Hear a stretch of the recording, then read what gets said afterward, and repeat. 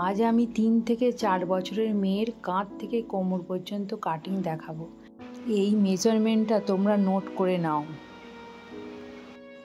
আমি পেপারটাকে 4 ফোল্ড করে নিয়েছি।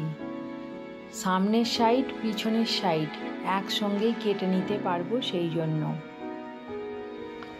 প্রথমে আমি গলার মাপ নিয়ে নেব। 2 ইঞ্চি গলার মাপ, আর কাঁধের মাপ হলো 9 ইঞ্চি, তার হাফ করে নেব 4.5।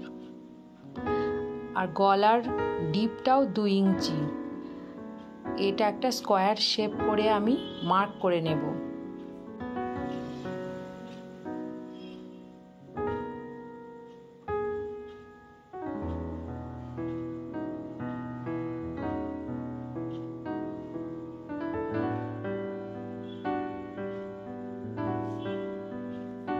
এরপর বগলের মাপ 9 ইঞ্চি, ওরা হাফ করে নিলাম 4.5 ইঞ্চি।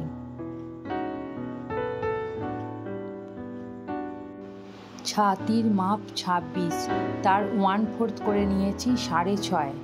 1 প্লাস করেছি সেলাই মার্জিনের জন্য, টোটাল 7.5 ইঞ্চি।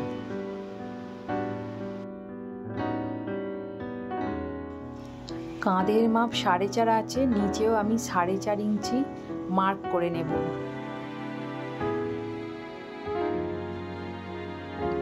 তারপর আমি সোজা একটা উপর থেকে নিচে পর্যন্ত সোজা একটা লাইন টেনে নেব।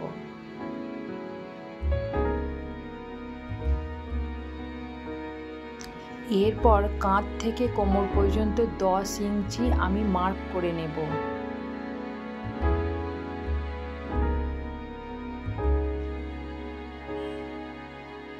কোমরের মাপ 24, তার 1/4 6, আর সেলাইয়ের জন্য 1 ইঞ্চি প্লাস করে 7-এ মার্ক করে নিলাম।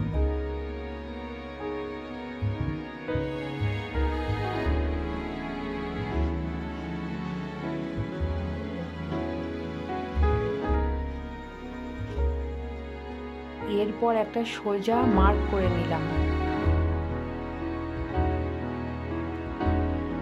এরপর বগলের শেপ দেওয়ার জন্য আমি ফ্রেঞ্চ কার্ভ ইউজ করছি। ফ্রেঞ্চ কার্ভ যদি নাও থাকে কোনো প্রবলেম নেই।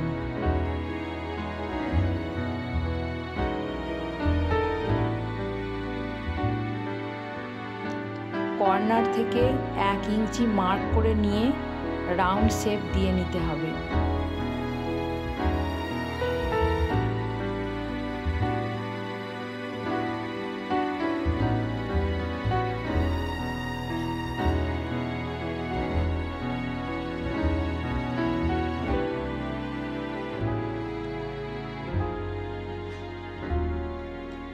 নেকেতেও ফ্রেঞ্চ কার্ভ ইউজ করা যেতে পারে, কিন্তু এটা খুবই ছোট, 2 ইঞ্চির মাপের গলা, সেই জন্য আমি হাতে করে রাউন্ড শেপ দিয়ে নিলাম, এতেই সুবিধা হবে।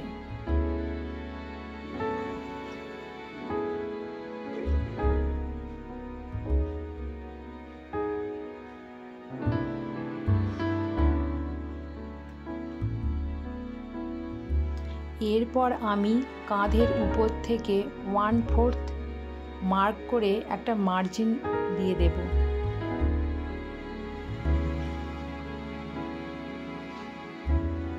নিচেও আমি 1/2 ইঞ্চি শেপ দিয়ে নেব।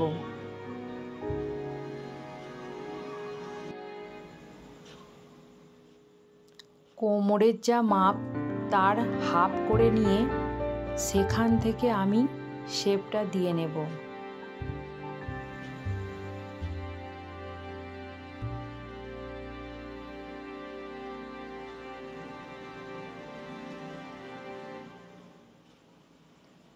এরপর আমি মার্ক অনুযায়ী কেটে নেব।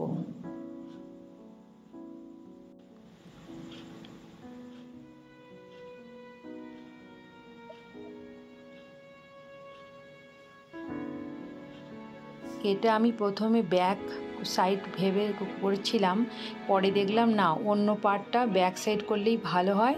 এখানে যখন মার্ক দেওয়া আছে এইটাই ফ্রন্ট সাইড করে নিই। এটা 1/2 ইঞ্চি একটু ভিতর দিয়ে এর শেপ হবে।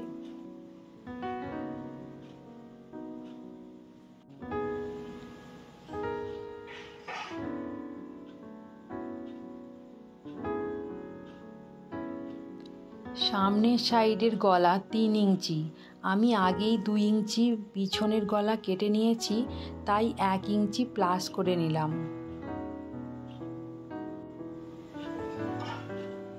একটা সোজা লাইন টেনে নিলাম, এটাও একটা বক্স মতো তৈরি করে নিলাম। তারপর এখানেও রাউন্ড শেপ দিয়ে নেব। যদি স্কোয়ার বানাতে চাইতাম গলাটা, তাহলে আর কিছু করার দরকার ছিল না। আমি রাউন্ড শেপ করব, সেই জন্য রাউন্ড শেপ করে নিয়েছি। এরপর ফ্রন্ট সাইডটা কেটে নিলাম। কাঁধ থেকে কোমর পর্যন্ত সামনের সাইড আর পিছনের সাইড একসঙ্গে কেটে নেওয়া হলো।